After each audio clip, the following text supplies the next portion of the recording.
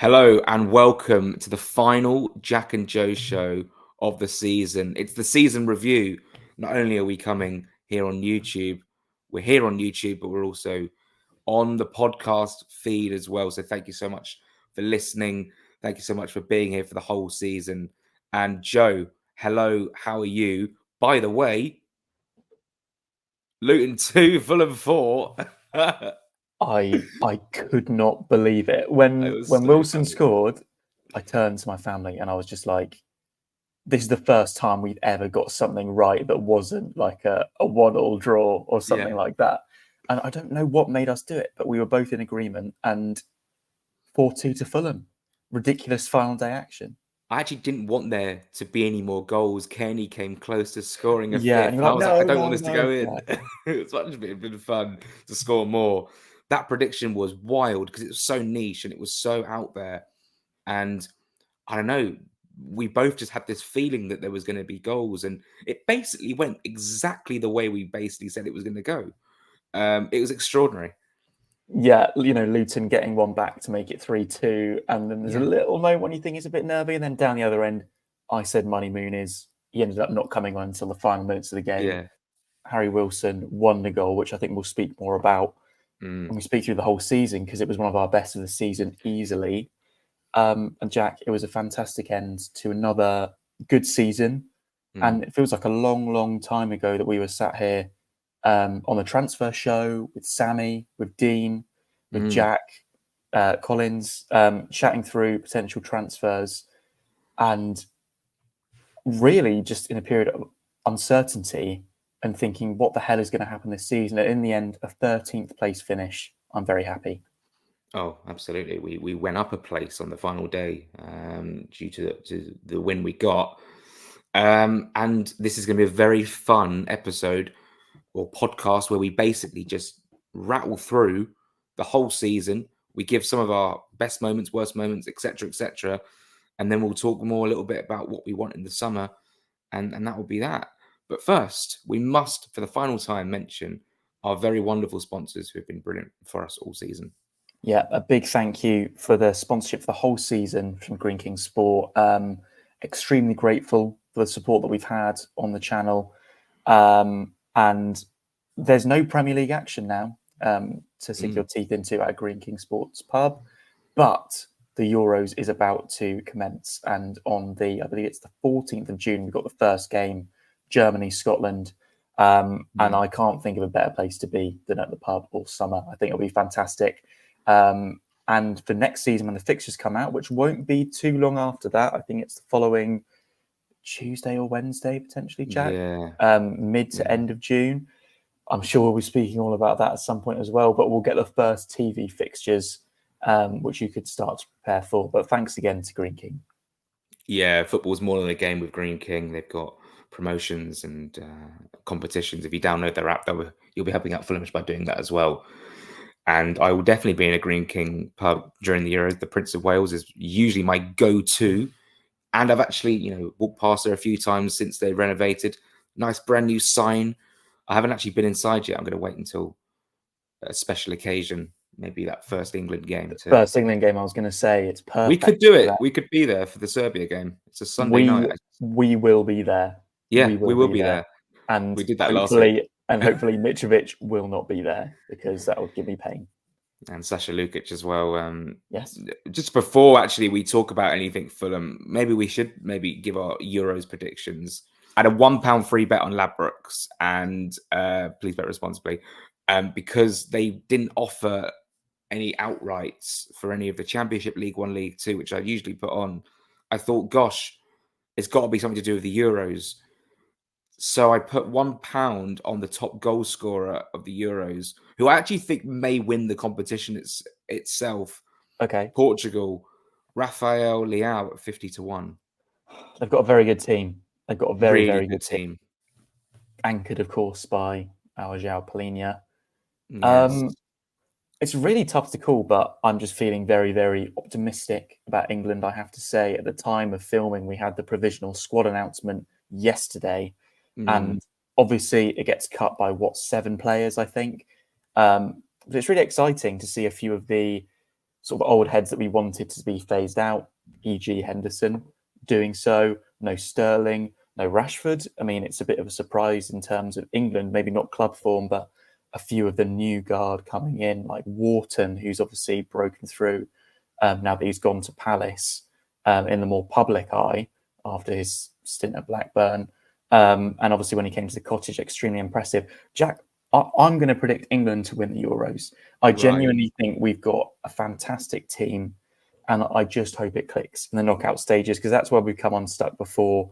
But I'm going to go with England. I would not be surprised if your Portugal shout was correct.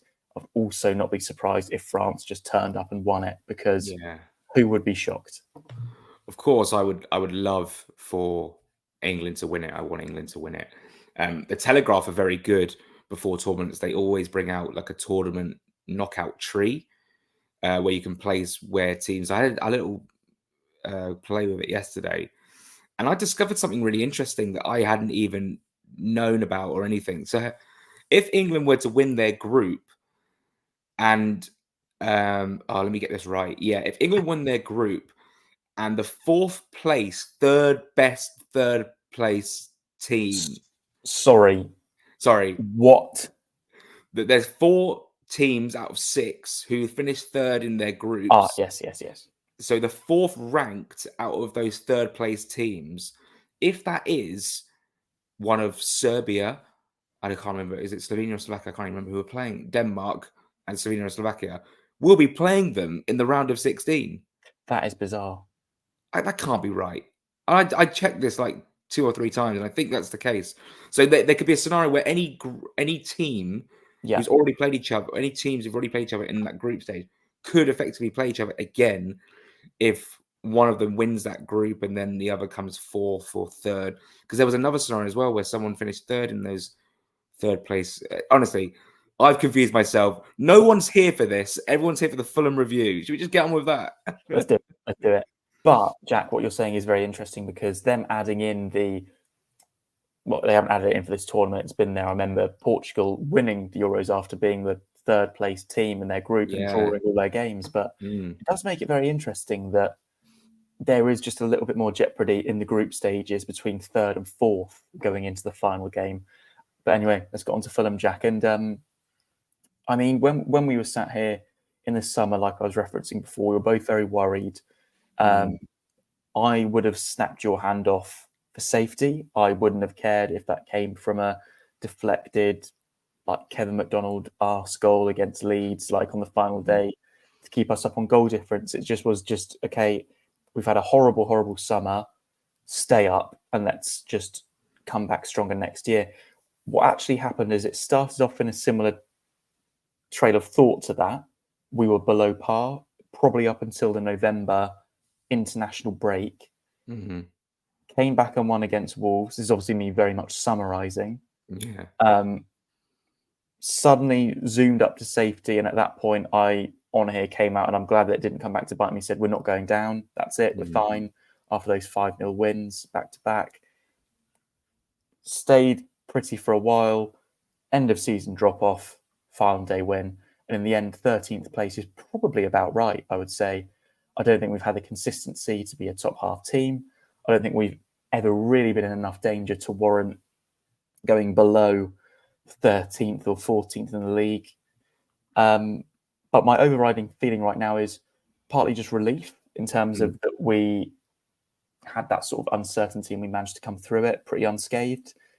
But also just excited, because I do feel like this summer, touch wood, should not, I'm not saying cannot, but should not be as tortuous as last season's. I know we've already had a couple of rumours that make me think, oh my goodness, it is bedtime. Such as Marco Silva being named as an interested party for the Chelsea job. I don't think that will happen. I'm going to put that out there. But that just being a rumour just creates uncertainty.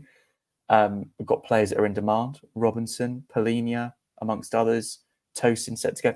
Jack, what's your overall summary of the season? Are you now thinking that is just a box ticked?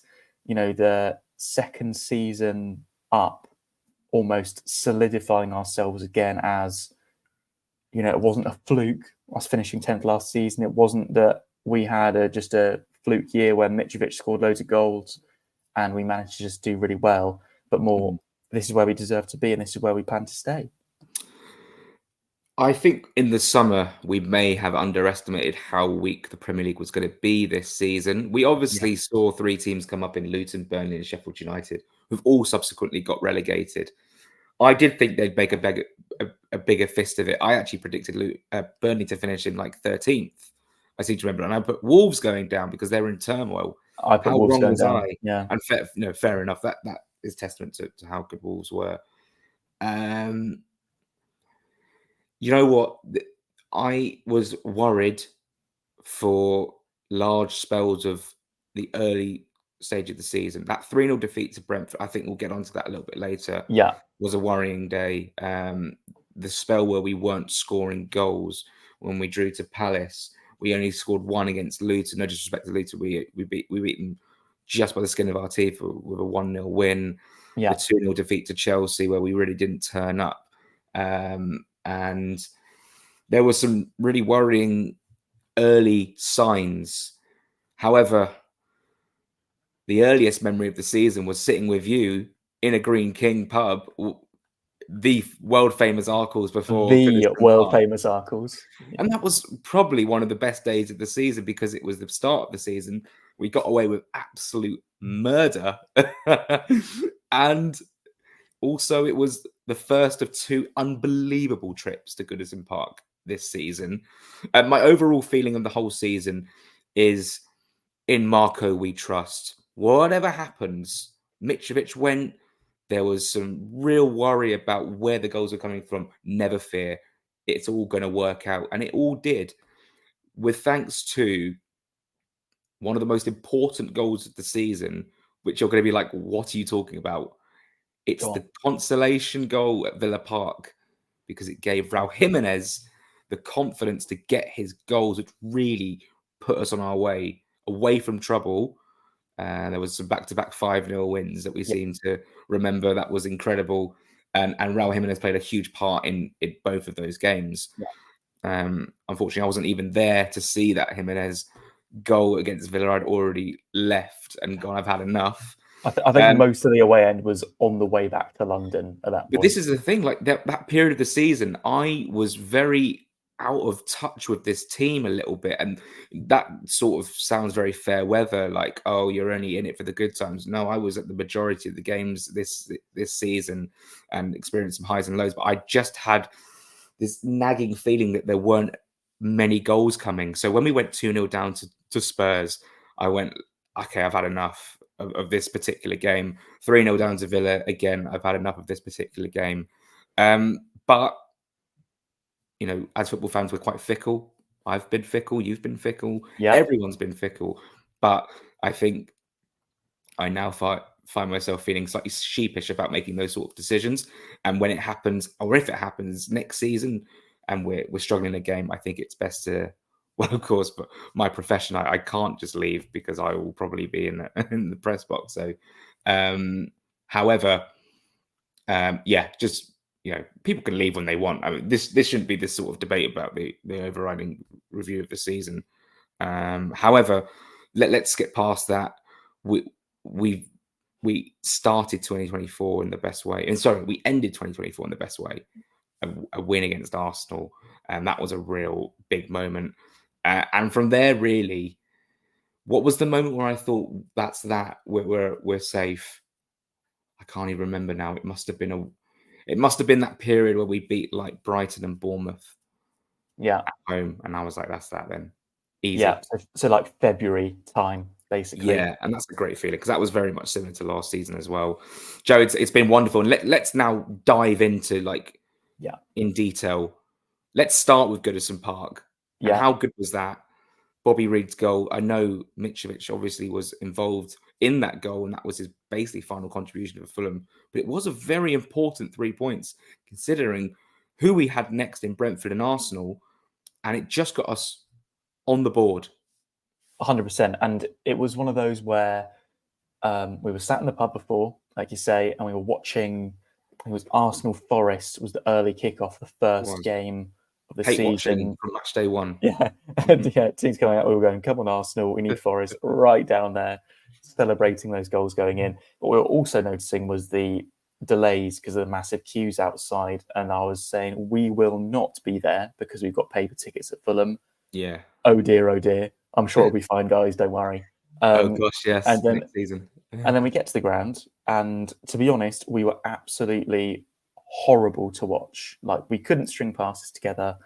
The first thing that happened in the game was Ream, to be honest, cocking up a clearance or cocking up a ball coming over his head. I think it was actually Morpay running onto it and firing wide when he really should have at least hit the target.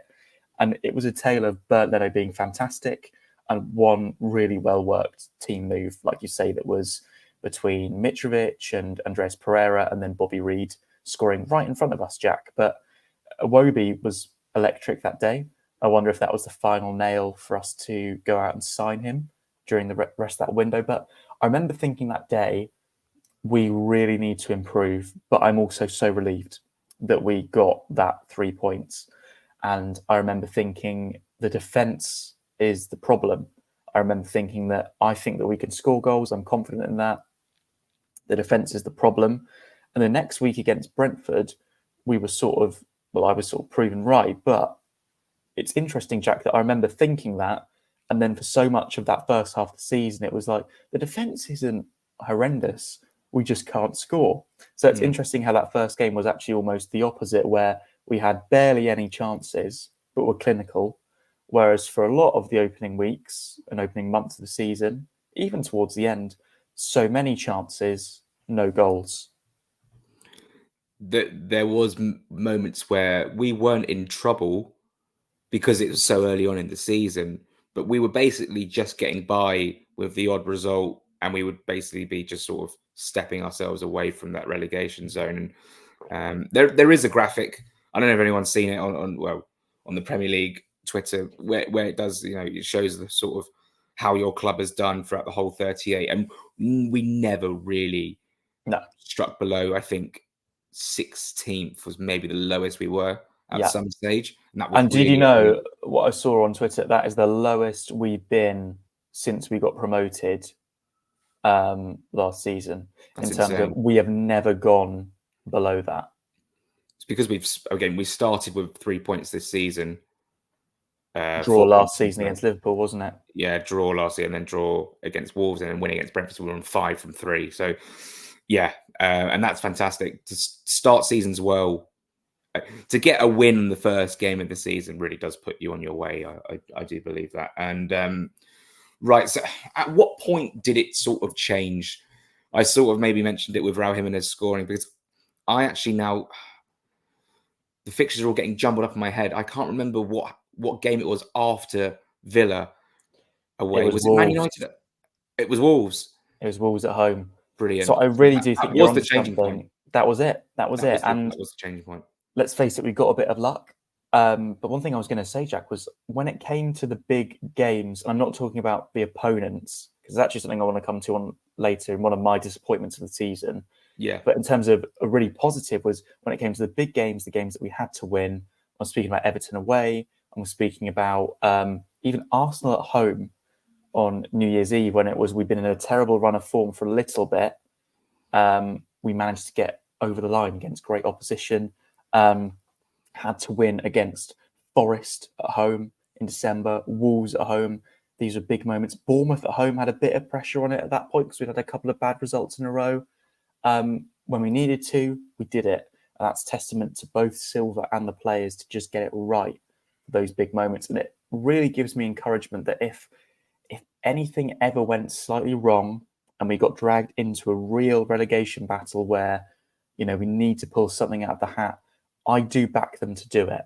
Maybe more so than we've seen from the 3 that went down this season. In particular, Luton, who were our opponents on Sunday, disappointed me a bit at the end when they had 3 home games. Ours was obviously a dead rubber, but Brentford, they capitulated and lost 5-1. They lost in the last minute to Villa. They drew at home to Everton. Those were the moments they had to pull something out of the bag to stay up. And I feel that we always did that. We always did that. What made things easier, though, and we should caveat it with, you mentioned Luton. Those teams down there were just not picking up points. No. Sheffield United obviously finished the season on 16 points, and they looked dead and buried.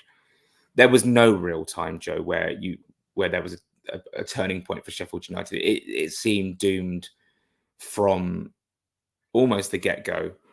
Burnley didn't really start a revival till very late on, and it was almost too little too late.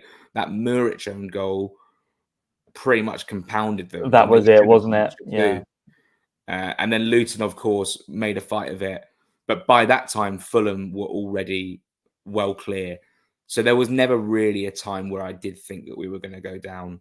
But there actually is a moment in this season, and we'll go back to those 5-0s because they were very important. But it was the 3 subsequent games after that, not including the win at Everton in a penalty shootout. 3 games, all of which I wasn't there, so I felt very disengaged at this point. Through no fault of mine, it was Christmas time and work and holidays as well. So Newcastle 3, Fulham 0. Raul Jimenez red card. Yeah, of course, important. Fulham 0, Burnley 2, Bournemouth 3, Fulham 0. 3 games, 3 defeats, no goals scored. It actually did put pressure on that Arsenal game. Yeah. I remember it now because we were actually we sort of need to get something from this game. Yeah. But we're playing Arsenal. We went 1-0 down within 5 minutes. And you could tell the tension was there. It was like, okay, we're in trouble now, or a little bit of trouble, because then we had Chelsea after that in the league. We didn't have a league game for ages because we had cup action. Yeah. So before we go to those 5-0s, or maybe we should do the 5-0s first, because it's actually very strange how we went from those 2 5-0s and then back to back defeats with no goals. It was almost like you get your goals in these games, but none other in the next 3. Yeah. And those performances against Newcastle, I thought actually the Newcastle game up until the red card, we were pretty much in it, and even then we made chances from what I remember.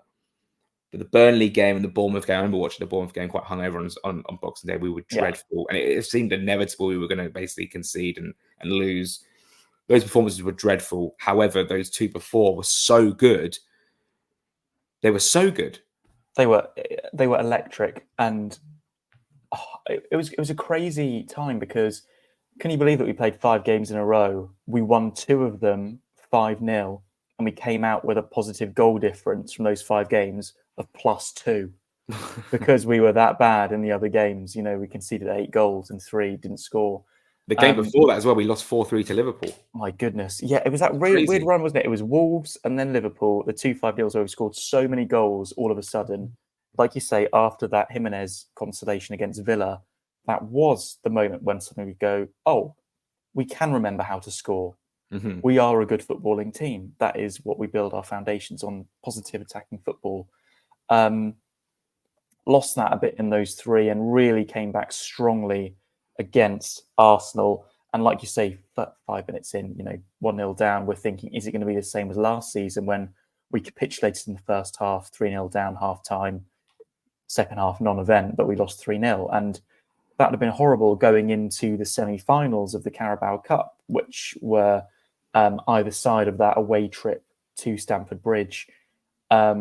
We were looking at that week going, this could be the best week of all time, going away to Anfield in the Cup and then Stamford Bridge. And I have to say, Jack, I want to come onto it now, actually, because we'll get onto more positive stuff. People have been speaking about their disappointments of the season. What is the one thing you'd like to have gone one better? And obviously, we could say the Cup, because that's very obvious. We lost in the semi-final. It was a fantastic run. We didn't quite make it to the final.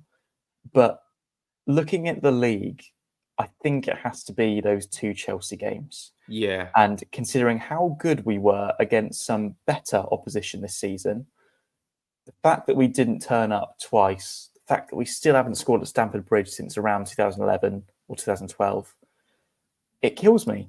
Yeah. We outplayed Arsenal at home. We got a solid draw against them away. We battered Spurs at home. We battered United away and came out 2-1 winners, but it should have been about 5-0. It just annoys me that we couldn't do it against Chelsea, because I would have traded any of those results for a win against Chelsea. Stamford Yeah, Bridge. it was two very flat performances when actually the fans were craving something really, really big and good from Fulham. The home game went 2 goals down very early on. There was a lot of mistakes. Armando Broja scored, of course. Oh, yeah. And Fulham just, again, that game just fizzled out completely. It was really poor. I think we had one really good chance, actually, with Lukic, wasn't it? Lukic right in front of the keeper. And it was well saved. And then the away game, fairly tight. We kept it okay. We were defending well. I then went down for a pint at half time and I heard this like sort of faint cheer and I was thinking, oh God, looked on the screen, penalty, 1-0. In my mind, that game finished 0-0, but it didn't. We had a couple of opportunities and we sort of put it on them a little bit in the second half. But again, considering like Brentford went there and won, Wolves have gone there and won, Villa went there and won. Yeah. It's so frustrating. And now they're Pochettino-less. Yeah. So maybe next season. We'll never. Yeah. We shall see. If you want to sort of say that was your low point of the season, or maybe mention it as a low point, to get the bad stuff out of the way before we get really good stuff. My low point of the season had to be the Brentford game at home. Yeah. Just I mean, for so many reasons. That whole day, wasn't it? Really, it was because that was the day Mitrovic left. The game started fairly okay, but it was a mistake from Diop. And then it was a red card for Ream and a penalty. And then they obviously, with 10 men, they had more space to counter. They scored a third. Horrible. Listen to the Brentford fans. And it's just, it was humiliating. And it was the second game of the season. And we were like, okay, we got away with one at Goodison with 3 points.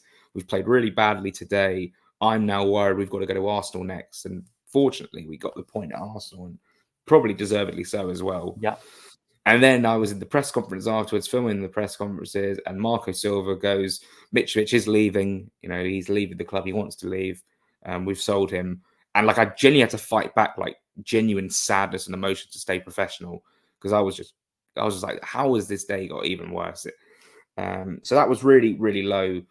And I did think losing Mitrovic was going to affect our season humongously. But there's a couple of men we shall get onto later about absolutely why he actually would it. Okay, here's my question. I was always thinking about asking this to you. Was losing Mitrovic the best thing that happened to us this season? In hindsight, I still want to say no, just because I do think that if we'd have had him, I wouldn't have expected us to finish any lower in the table. Right. I don't know if we'd have gone about things in the same way. I definitely don't think we'd have beaten Wolves because we'd have missed both of those penalties and lost 2-1. Only 2 penalties of the whole season, by the way. Yeah, that is bizarrely low, isn't Crazy. it? Yeah, crazy. London buses. Yeah, I don't know. I want to edge towards no, but I think that Muniz has been so fun to watch. And the fact that Muniz has been up front, and Jimenez at times, and they're a little bit more mobile, to put it kindly, means that we can play some more exciting football at times. If a cross is coming into the box, I want Mitrovic on the end of it.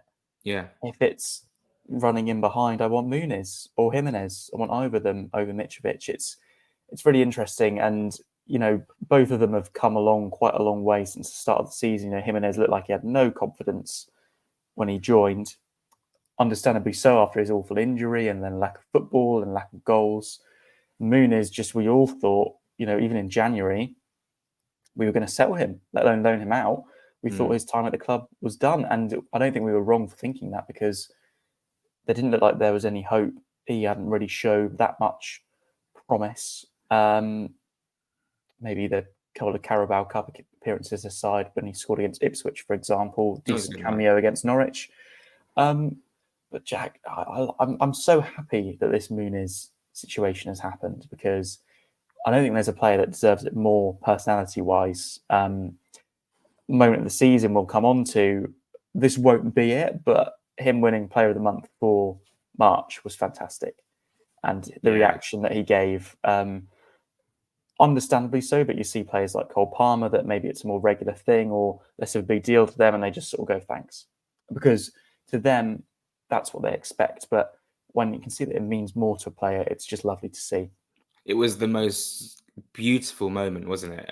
When he received that award. That he is an emotional guy, and sometimes it's nice to see a human side of a footballer. Everything in football has sort of ripple effects to it. If Mitrovic would have stayed, he may have scored at Stamford Bridge, and we may have beaten Chelsea. But the fact of the matter is, we've had, comparing Muniz and Mitrovic, we've had two strikers who have had this like incredible relationship with the fans. And Mitrovic goes and people turn because that's natural. We were definitely unhappy. Yeah. It was almost like genuinely like, I'd have to say Mitrovic was one of my favourite players of all time. And him leaving was really difficult to take because we weren't really expecting it, because we were like, right, we're kicking on now. And he's our main striker. However, with Mitrovic leaving, it meant that this Muniz story, this narrative, this progression has happened. And if Mitrovic had stayed, it maybe wouldn't have happened. So everything in life happens for a reason. So would I say it's the best thing that happened to us this season? It's maybe one of because football's about making new memories.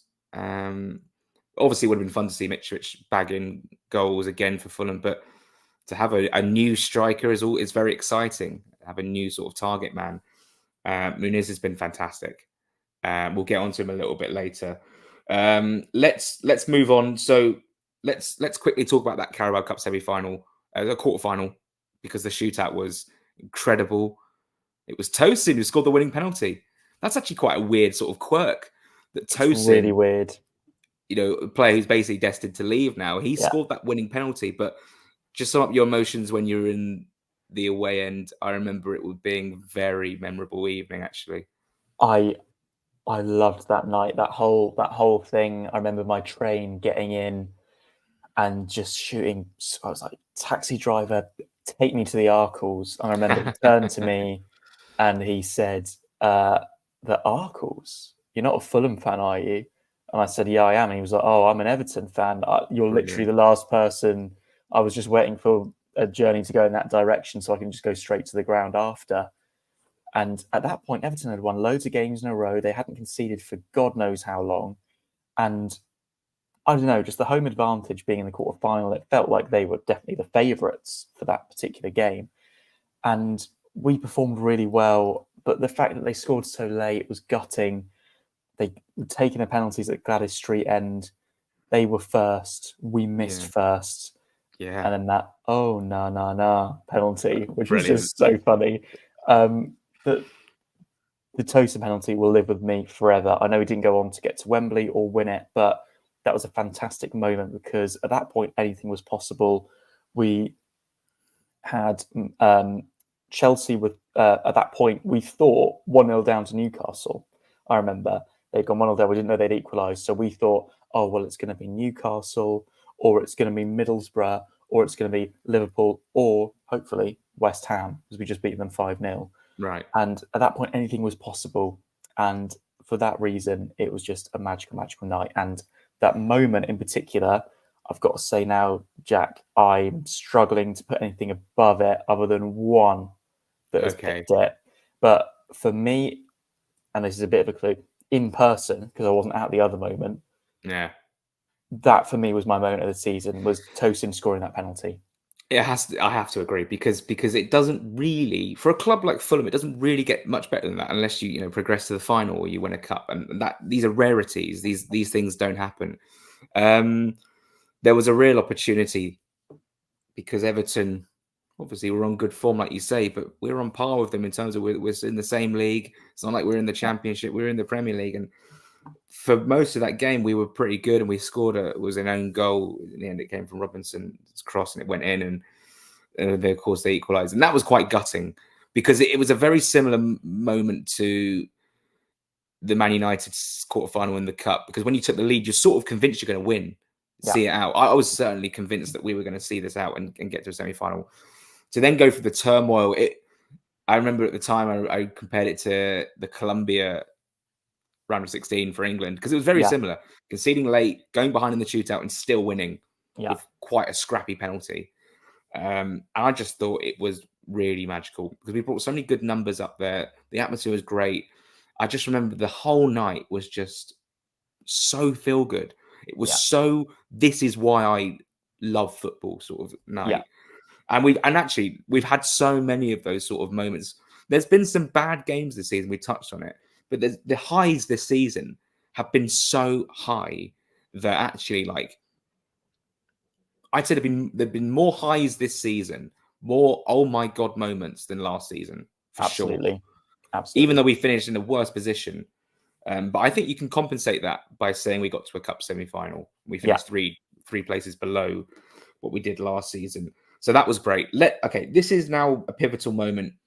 This was a sort of weird era of the season where we had beaten Arsenal. We were on cloud nine after that, but then we had so many cup games to contend with. The cup semis. Do we touch? Oh yeah, the cup semis were important, but taking the lead at Anfield was great. And then Liverpool did what Liverpool did, like a fluky goal, and then a winner at the front post. We sort of switched off for the second time at Anfield this season, and then the second leg, we just didn't get going. We just didn't get going, really, did we? And it was unfortunate, but I'm glad we had that experience because it was just really exciting at the time. Same. I remember the anticipation for the second leg in particular. The atmosphere was fantastic before kickoff. The flags looked great, the black and white around, sort of Dare to Dream banner, the fire coming up. It just felt like a big occasion, which we haven't had at the Cottage for a long time, other than the semi-finals of the playoffs. And I would definitely put this in a league above that. But yeah, it was disappointing, but I also felt proud because we were going up against a very good Liverpool team. We definitely did not disgrace ourselves. You saw, and I know that the gap's bigger, but what happened to Middlesbrough the night before we played Liverpool, they just capitulated. They lost 6-0, didn't they? 6-1 to Chelsea. It was quite deflating, actually, yeah. Yeah, and it was just one of those things. It was an unfortunate draw for us because I do think that over 2 days against Chelsea, we could have potentially done it despite the league performances. I definitely think we'd have beaten Middlesbrough over 2 legs. I think our quality would have shone through. But it was a wonderful run, and I really hope we can go on better next season, whether it be in the FA Cup or the League Cup again, because we've had 2 runs in a row now, one to the quarterfinals last year, one to the semi-finals. Next step, final. Hopefully. Oh my gosh. Next step, final would be insane. I would love that. After the League Cup semi-final, we had the FA Cup. I'm not even going to talk about that night. I didn't enjoy it. We lost 2-0. And then, this is, for me, we had a run of 9 games where we lost 2 games to Villa and to Wolves away. Villa at home, Wolves away. This was the most fun part of the whole season. Yeah. By a country mile. This was genuinely, every week was brilliant. Win, lose, or draw. Some really good days out. Good sessions after the game, good sessions before the game, just a lot of good times with your friends. And let's just quickly go through it. Fulham 0, Everton 0, very forgettable. Yeah. Burnley 2, Fulham 2 was not forgettable. It still lives rent-free in my head. It really shouldn't anymore, but it does. That was a frustrating day. But then Bournemouth at home was a real pleasing game. 3-1 win. Did they get? Oh, yeah, they got the goal back just after half time, and then we won. Oh, let me just look. I can't actually remember the details of that game. Who scored the third? Rodrigo Muniz. This was it. This is the Muniz revolution, because of course he scored his first goal against Burnley. Yeah. So this is it now. This is the Muniz purple patch. Yeah.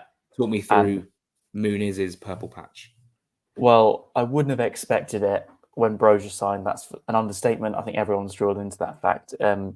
Brozier signing for us is possibly our moment of the season, just because of the effect it had on Muniz. He was a man reborn after it. And, from that goal against Burnley, he didn't look back. I'm so glad that at the end of the season, he got a couple of others, including the one against Palace, just so that it wasn't just a purple patch. But don't get anything just like this was a perfect patch. He was just a man possessed for a few weeks. The way he was playing was phenomenal. Everything was going in. Everything he touched turned to goals, be it with his head, with his right foot, with his left foot. It was just fantastic. And that Bournemouth game, more so than Burnley for sure, was when he really sort of, I think, arrived in the Premier League. And I would definitely say that Bournemouth game was the one which removed any niggling doubts in my head about relegation. That was it. It was the point where I was like, that is completely done. We are not going down. In fact, sorry, Joe, to interrupt. I remember because it was the 2 drop points, because I remember watching this game on a stream, the Burnley game, and we were 2-0 up, and I turned to my friends who were watching it, and I said, "That's that now. We'll be fine, absolutely fine." Yeah. Then we dropped points, and I think that's where the frustration, the anger came from me, because it was like we had it in the palm of our hands there, and now we've got to go and beat Bournemouth, and then we'll be okay. And the whole build up in the whole week, I remember saying to my friends, if we beat Bournemouth, we'll be fine. If we beat Bournemouth, we'll be fine. And we did. Yeah. And we did. And that was a good day. It was a good day. It was a good moment. We then had the game the next week against Villa, which was just a bit of an annoying one, to be honest. We weren't bad in that game. I think we did deserve something from it. Yeah, that was a frustrating game. But and this is it. This is like where my mind went, because we'd won that Bournemouth game, and I thought in my head we're safe. I was like, oh, you know what? It's one of those things.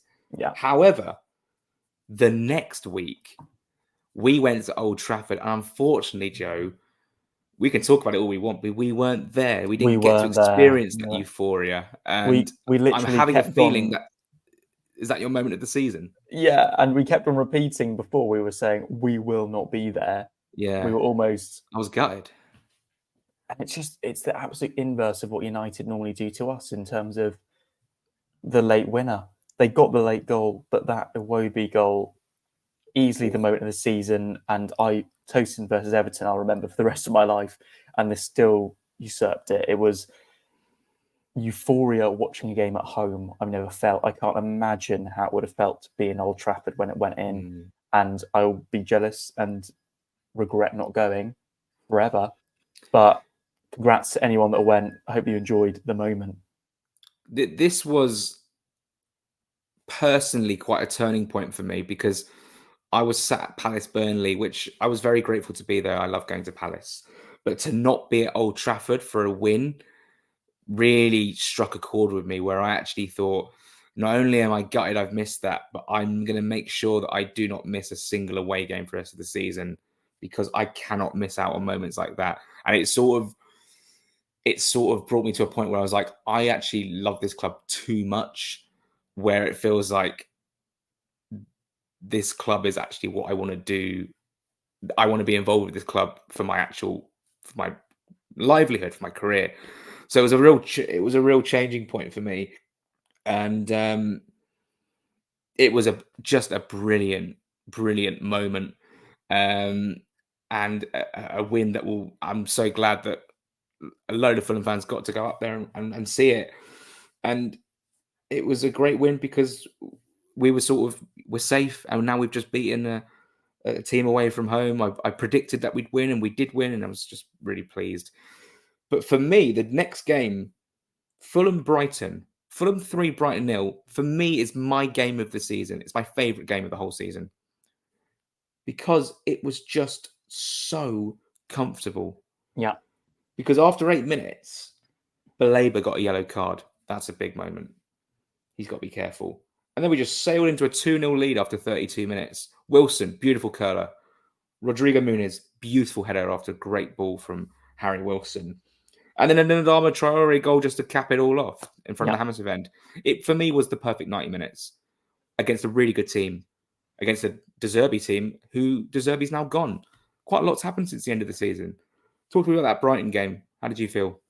Fantastic. And actually, my moment of the season might actually be the Brighton fans that came up to me post-game, Jack, because I had a wonderful time having a bit of an argument with them down Fulham Palace Road, because they said to me, as I walked past with my dad, they said, cheer up, mate. You only scored 3 goals, because I was probably not grinning with my teeth open, walking, because that's a bit of a strange thing Clapping to your do, clapper. to be honest. Yes, no clapper in sight. So I just turned, and I was a bit annoyed by the comments. So I just said, "Oh, well, it's not a big deal. We always beat Brighton." To which he said, "You don't." So I said, "Well, actually, we've never lost to you in the Premier League ever." Yeah, And he was that's like, true. "Oh, yeah, well, that's true, but not at the Amex." And I said, "No, no, no. You have never beaten us at the Amex in the Premier League, Yeah, we drew 1-1. We ever." didn't really touch on that, but yeah. No. So he said, we're going to go on our trip to Rome next week, so we'll enjoy that. And I said, "Yep, we've already done that, mate." Been there, done And that. you know what? We did it a little bit better than them. And Brighton are a club where their downfall would not make me sad, put it that way. I will say that we had a very nice Brighton fan on the Jack and Joe show this season in That's Kieran very Maguire, true. and he's a But very nice guy. that is very true. So I That quite is like very Brighton. true. That's very fair. And that might be me getting emotional about one interaction. But that happens. I mean, I could say the same for. I remember last season when we drew 0-0 to Wolves. I had a bit of a ding dong with a Wolves fan who basically went, "Oh, you're going down." And I was like, "Bro, we'll okay, fine. If you think that, that's fine."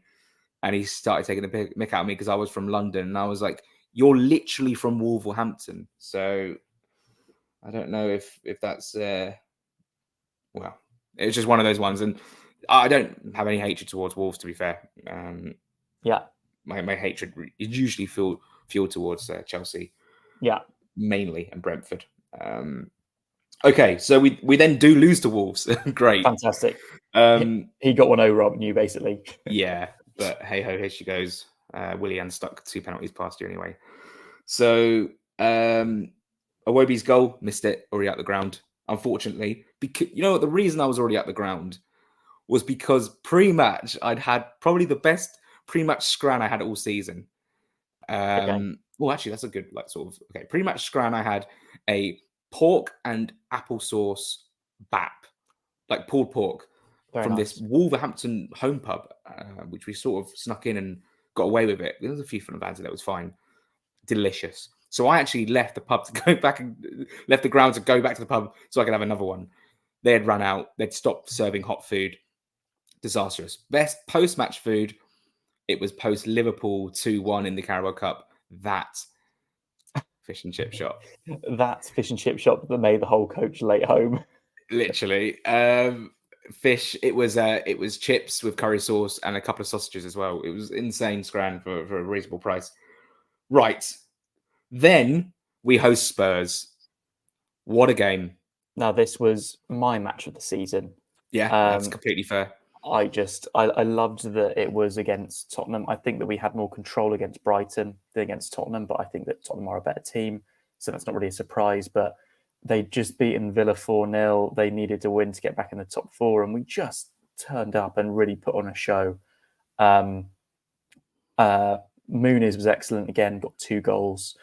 But I think for me, it was just the nice fact that even players that were less proficient in front of goal, like Lukic, were getting involved. Castagne cross, Lukic goal, wonderful moment for him, his first in Fulham colours, and he had a little renaissance in the second half of the season, which was great to see. That game that we touched on earlier against Chelsea away, he was getting a bit of a nasty reaction from fans because he came on and put in a bit of a disaster class in those 10 thought that minutes. was the end for him. Me too. I thought he would get shipped off in the window. I thought that'd be it. And then a month later, he starts at Old Trafford and he doesn't really lose his place properly until his injury at the very end of the season. But I think that, to be honest, Jack, this Spurs game, my match of the season, was when the Fulham players stopped caring as much. Because after that, it was just like beach. It was beach. We were on the beach from that game, and we went to Blades and conceded 3 and still managed to get a point with an overhead kick from Muniz. I mean, that was an amazing game, even though it was just a draw. But from there, it was poor. Forest, which was that's a close second for worst of the season. 3-0 down before half-time, 3 substitutions made. But because we were already in a situation where we were surviving, I didn't really mind. I did mind it quite a lot, but I didn't really care that much. Yeah. And then we lost to Newcastle quite narrowly. Very frustrating game. But I just remember again thinking, who cares? Oh, well. Then we went to West Ham and won 2-0. Great away game. Really fun, like really fun day out. And then we lost to Liverpool 3-1, quite frustrating. Drew to Palace, drew to Brentford, lost to City, and we finished with Luton. We actually have been rattling along for a while, but that's because there's been quite a lot to get into. But that last 1, 2, 3, 4, 5, 6, 7, 8. God, is that 9 games? Bloody hell. That last 9 games were a little bit nothingy. An overhead kick from Muniz, a win at West Ham, and a final day win at Luton was great. It's frustrating. We actually scored no goals this season against our rivals in Chelsea and Brentford. I've only just realised that. Insane. That is ridiculous. But so many highs. So many highs. Too many highs. I was going to say, Jack, 2 things we haven't mentioned: player and goal of the season. Yes. Now this is before we get on to the very summary chat. Yeah. And the transfers, because that's obviously something we want to talk about. And I want your playoff final prediction, of course, as well. Yes, of course. Player of the season, I have to say Anthony Robinson. I agree. Yeah? Yeah, I think that's really fair. Go on. I was just going to say, I think he's been so consistent. I think that there's other great shouts like Bassi or Muniz, but ultimately they haven't been as consistently involved. And I think that you have to put quite a lot of weighting behind the fact that Robinson's been there pretty much week in, week out, putting in fantastic performances on the most part and being one of our most consistent players. Really improved his attacking ability this season, I feel, and was very solid at the back again. Anthony Robinson signed a contract in the summer, and that really was the benchmark and the moment where he has produced his best season. He's 26 right now. He's in the prime of his career, in my opinion. He played 37 league games for Fulham this season. I can't remember the one he missed. He missed one, and I don't remember which one it was. That's going to annoy me. That is going to really, really annoy me. I've got no idea. I could try and scroll down. No, he's played every game since Flash Scores won't show me anything below West Ham at home at the moment. That's really frustrating. I'm sure we'll find it out at some point. I'm going to try and work this out while you keep talking. So yeah, for me, just really good. Great assist against Spurs. Remember for the Muniz goal? Contributed to the goal that we scored away at Everton in that fantastic night in the Cup. But it's not just about those sort of contributions. It's just his overall performance has been brilliant. Defensively, much more solid. Great telepathic link up with Willian or whoever's on that left hand side. He is the first name on the team sheet for me, and that's even like that's forgetting that Paulinia's surpassed his tackles from last season.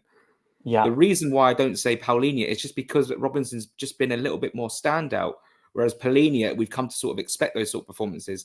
And I think Paulinia's probably put in more poorer performances this season than last season. That being said, I don't want him to go anywhere. He's such an important player for us, and I'm so excited to watch him at the Euros. I think he's going to play a very key part for a very talented Portugal team. I remember the game, Jack. Okay. I'm just checking it. Yes, it was Luton at home. I have no recollection. Was it Ream at left back? So it was Castagne at left back. The reason I remember that was because I think that was Castagne's first start for us.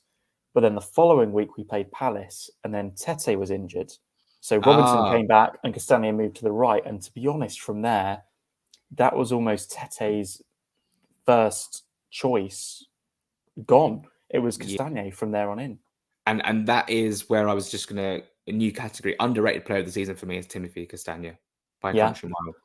Just a 7 out of 10 sort of every week. I haven't really noticed he's made a big mistake in a game. He came up with a goal against Liverpool. He's just been really good. For a player who I wasn't overly excited about signing, he's actually turned out to be probably one of the best signings of the Silva era. I think I'd agree with that. I think he's been... the amount of bad games he's had, he could probably count on one hand. Yeah. I think that he's been very good defensively and good going forward as well, which is what we'd come to expect when he was at Leicester. So nice for him to get a couple of goals and assists towards the end of the season in particular. I think there was the 2 in a row where he got the goal against Liverpool, then the assist against Palace, for example. And great cross for Lukic against Spurs as well. I think he set up one at Old Trafford. So yeah, a really good first season for him. And with the news of Tete's extension, I think we're sorted at right back unless we sell Tete, but hopefully not, in my opinion. Goal of the season. Are we doing this on quality or like favorite goal? Let's do both. Let's do both. Might as well. quality and just favorite moment goal wise. Yeah. Oh, okay. I'm sort of moment. I mean, my favorite goal of the season is actually from the final day of the season, and it was Wilson's against Luton. I thought I was going to come on here and say Muniz, but that team move and then the finish into the top corner was just sensational. Do you know what? Obviously, it was a much better finish than this goal. But last season, we scored a really good goal at the end of the season at Southampton with Vinicius, and it was just the team move. And obviously, the finish was a bit scrappy because Reed won that ball in the box and it came across. It was quite easy in the end. But the finish from Wilson on Sunday was just sublime. What a wonderful final goal to score. And fair play, Adama Traore was really, really good. Yeah, really good in the game on Sunday. My goal of the season is Harry Wilson's against West Ham because, I mean, that is just unbelievable. I remember from the press box, he cut in and I went, he's going to score. You could just tell he was going to score. And it just went zoom and just went in. For those listening, I just waggled my finger around and did the trajectory of the ball. And it was such a good day. It made it 4-0 and it was just really funny because it was really funny. Yeah. So funny. One of my best friends is a West Ham fan, and I could see him from where he was sat in the Putney end. You could see the back of his head as he walked up the stairs. He actually stayed to the end, fair play. And we had a few games of pool that night as well, so he stuck around. Goal of the season for you? Okay, in terms of the moment now, I'm going to go with Palhinha at Arsenal. In terms of like potentially the goal I celebrated the most, I think because it was so out of the blue. I was not expecting it. I thought that as soon as we went down to 10 men, that was it. Even when we got the corner. And, as you said earlier, that awful week we'd had 1 week earlier against Brentford and Mitrovic leaving, it felt like for that moment, everything was just going to be okay. Like in terms of we had a great team that was going to come together and get us out of trouble. And against Arsenal, who were obviously a fantastic team, last minute with 10 men at their ground, fantastic. That was really good because I was really upset at 2-1, actually. I thought it was really unfair. It was like one of those, top 6 games you think everything's going against you. To come out with an equaliser was actually very unexpected as well. I have to mention a goal that, oh God, it's completely gone from me now. Yes, it was a really important goal. And that was Kearney's against Sheffield United because it was 1-1 at the time. And that actually could have been a bit of a disaster. And it was a bit of a freaky goal, and it was a very important goal. My goal of the season in terms of feeling is a really weird one, and it's one we've already mentioned. It was the own goal that was scored at Goodison Park to put us 1-0 up. Oh, of course. And I'll tell you why. Because we were about to walk to the concourse to have a beer, and the goal went in, and we went mental because it was a quarterfinal, and we were 1-0 up.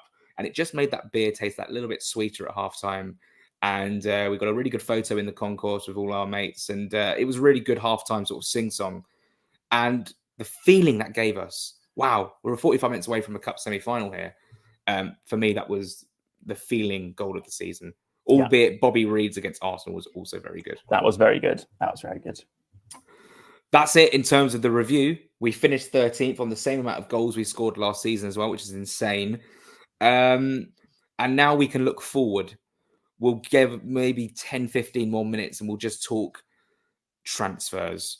Nothing's happened in terms of retained releases, not out yet. We have an idea of Tosin predominantly being the main one who leaves. But what happens this summer? Because Marco said it the other day, don't change loads, but don't change nothing. Don't stand still. He's said that a lot. He's almost drilled that into the fan base and the board. We can't stand still. We can't stand still. And that's great. Yeah. I think this is now we've got to raise the ceiling of the squad. We need to sign players that are going to come straight in or at least challenge to start and let go those that are potentially currently the backups in those positions. For example, if let's say Tosin is going, fine. You've currently got Diop there starting in his place. We need to sign someone better than Diop, and ideally better than Tosin, so that we've upgraded that position, in my opinion. I think that there's 3 main positions I think that we need a boost. I think that is the centre-back next to Bassi. I think that Bassi has a long-term future here, and I think he's had a fantastic season. I feel like the rest of the defence is covered when we get that, not necessarily big name, but quality centre-back in for playing on the right-hand side. I think that a centre midfielder that is next to hopefully Polinia and behind the attacking midfielder, that's somewhere we could improve. I think that Lukic and Reed, Kearney, they've all had good seasons, but I think we can do better. And I think to get to the next level, we need a quality box-to-box midfielder with goals. And then the final one is a winger. And when I say this right now, I'm thinking a right winger because I'm assuming that we will try and keep Willian on the left.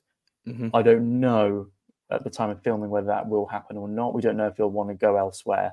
I hope he stays because ultimately if he goes, it's another player to replace. And we want quality over quantity in terms of change, I think, this summer. That's really interesting because it actually goes against what you said when we did our sort of a few weeks ago when we went through the whole squad and sell and keep. Because Pereira, as a number 10, you've sort of left alone. I've left him. Why have I left him? I guess the but reason I think I've we left do him need is because it's a very good point that has been raised where we've got a good team here. There's a reason that Pereira started 37 out of 38 games this season. The final one literally just not being the Luton game on the final day. He trusts him. He works very hard. That's true. He does get decent numbers in terms of assists. So it's the goals that have always been my issue with him.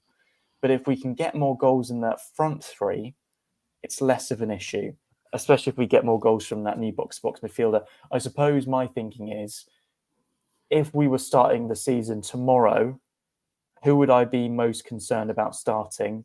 Would it be Andreas Pereira or would it be Harrison Reed, for example? Right. And neither of them concern me, so maybe that's the wrong word to use. Where do I feel there's an easier upgrade? It's Harrison Reed or Lukic's position, personally. Yeah. It's completely fair enough. I just wouldn't mind there being a backup 10 now. Yeah. And I said we could upgrade the 10, but actually, if Marco does trust him and he does work hard off the ball, you're right, and he does give us threat from set pieces, there is a lot to Pereira's game that we were very sort of erratic in saying, we both agreed that we could just sell him off. And actually, if you sit back and actually look at what he brings to this team, he actually is quite important. He's in fact very important. And actually, just the Luton game, did that change your mind about Harry Wilson and what he can bring to this team? It actually really annoyed me a little bit after the game when I saw loads of people going, see, this is why we've always said he's one of our best wingers. He should be starting more. For 3/4 of this season that he's in the games that he's played, he's been very underwhelming.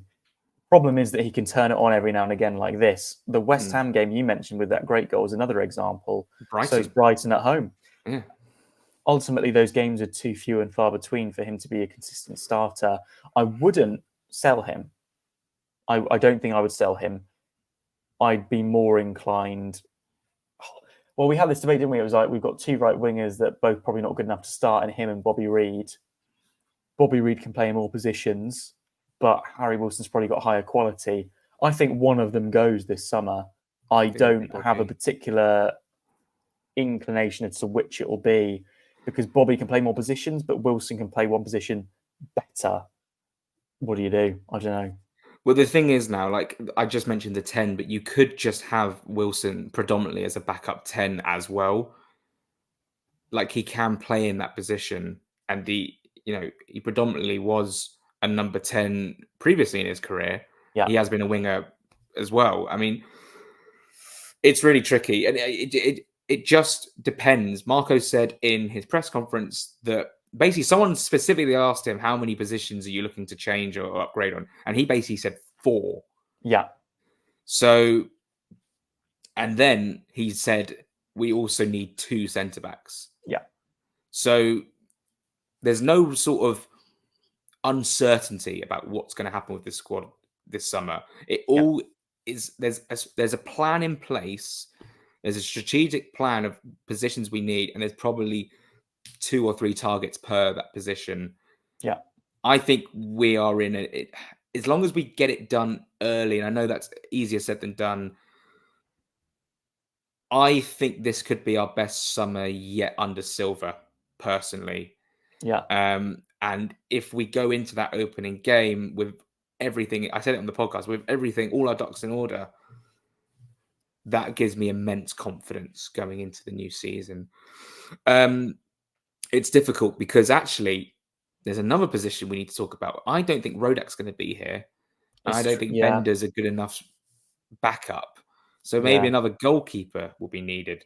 And of course, we will get offers from Robinson and Paulinho. It does seem inevitable. Probably even Muniz. Probably even Pereira. Yeah. So there's going to be a lot of activity. Also, we have very much things to look forward to in the likes of Jay Stansfield and Josh King, and there's kids who are going to be there with pre-season, because if they make an impression and get their loan move, or they make an impression so much that they're going to be involved in the first team, that's again another reason to be proud of the academy and another asset to our squad. Yeah.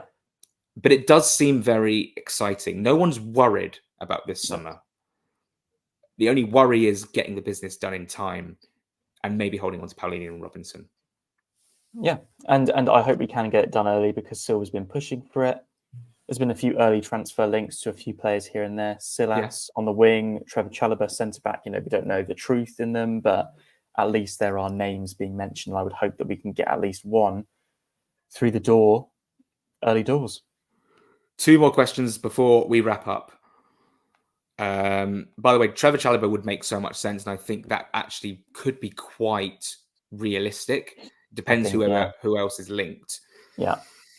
One player we discussed in the podcast, one player that's been discussed, Ryan Sessegnon. Yes. Give me your take. My take is that I'm a nostalgic guy. Yeah. And on a free transfer, he's not going to be first choice. As depth for left back, as depth for left wing, I would do it.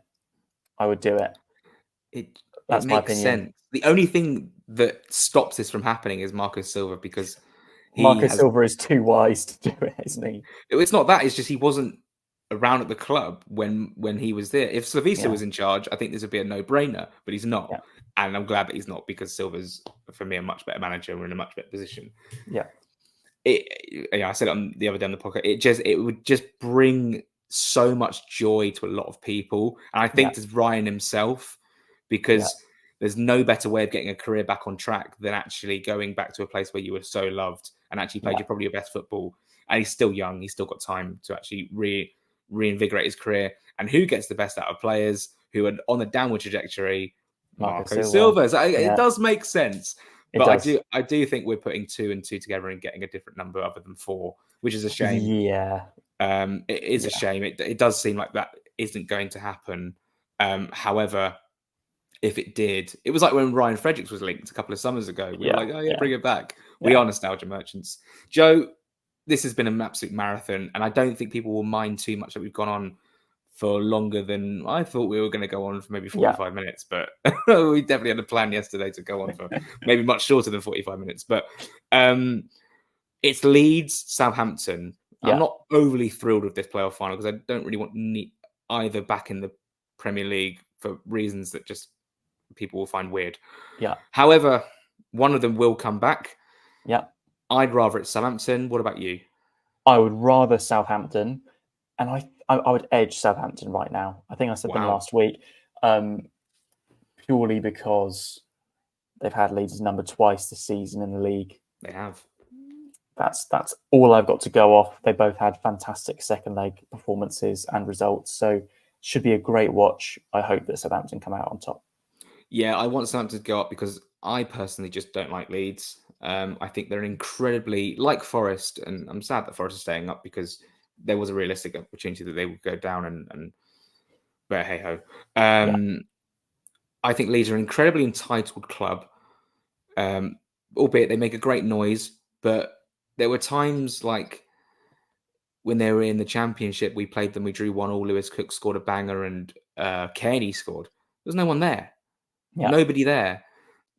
You can pride yourself on being like one of the biggest and best fan bases in the country, but when the times are rough, you weren't there. Yeah. And people might look at games where at the Cottage, 14, 15, 15, 16, it wasn't a sellout, but there was still a lot of people in the stadium. It wasn't very noticeable that it was empty, or empty in play. But I'm talking full stands were empty at Leeds, especially that behind the goal where the away fans are. That was very much empty. And I think Southampton, Russell Martin, would be quite cool to have him in the Premier League. So yeah, it'll be a good game on Sunday. Looking forward to that. Not even going to ask about the FA Cup final. I don't care enough about it to even ask you. No. And Joe, that brings the curtain down on not only the season, but the Jack and Joe show for the foreseeable. Yeah. That's quite a sad thought. It is, isn't it? It's a big gap. I mean, I had a gap recently, but for the overall show, we're going to put it on pause until, well, barring anything absolutely massive happens, we're both going to take a little break and come back revitalised for next season. But thank you so much, Jack Stroudley, all the support on the channel and to Green King Sport again. It's been a great year for the videos, so much engagement. Really enjoyed doing them as always, Jack. But it's even better when we see that people are enjoying them in the comments. Yeah, and we're really pleased this is on the podcast feed as well. There's actually been a lot of people asking me, can the Jack and Joe show be a regular on the podcast feed? That's not up to me, unfortunately. As much as I'd like that to happen, we just don't know. And I just want to say from myself, from Joe, from Jack Stroudley, that this has probably been my favourite season covering Fulham on the Jack and Joe show, maybe even covering Fulham and watching Fulham as a fan, as a journalist. So it really does.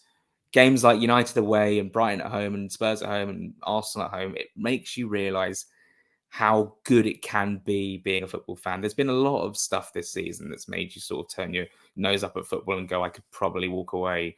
However, it's been absolutely brilliant at times. And I think it only gets better from here. I don't want to tempt fate. I really hope so. I really hope so. I think there's so much potential with this football club. There's so much excitement of this football club. Even watching the under-21s last week brought me immense sort of like wowzers, trousers. We're actually onto something here. Callum Osman with an incredible hat trick. That's one of my highlights of the season. Actually, that really was. We thank Green King for their incredible support this season. Without them, this wouldn't even be possible. So I'm really, really, really, really, really happy with Fulham. And I'm happy we do this show. I'm happy we're given the platform to do it. And it's just nice to sort of reflect and be like, look how good we were this season. Yeah. And hopefully it gets better. Joe. I really, really hope so. But yeah, enjoy your summers. Hopefully not as stressful as last summer, football-wise.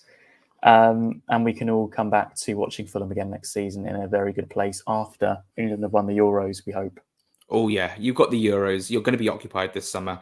There's plenty of things to come. I'm sure everyone will stay engaged with what's going on in the transfer window. There's actually an extended window. It doesn't close until like the 3rd of September this season. So our live stream is going to be in September. It's about 3 days long. I know. It could be. You just never know. It probably will be. Yeah. That's it for the final time. Thanks so much for being here, Joe. Cheers, Jack. Thanks as well for all this season. Thanks everyone again for watching. Yeah, the support, messages I've received, people coming up to myself and Joe at games and Jack at games. It really does mean a lot. And it actually just like, it drills home how lucky we are to be able to do stuff like this and to support a club like this and cover a team like this. Let's just hope we have a good summer transfer-wise, squad-wise. And we thank all the players and the staff for giving us such rich and incredible entertainment this season. It's been brilliant. Thanks so much for watching. That's that.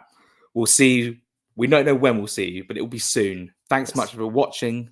Thanks so much for listening. And Joe, goodbye. Goodbye.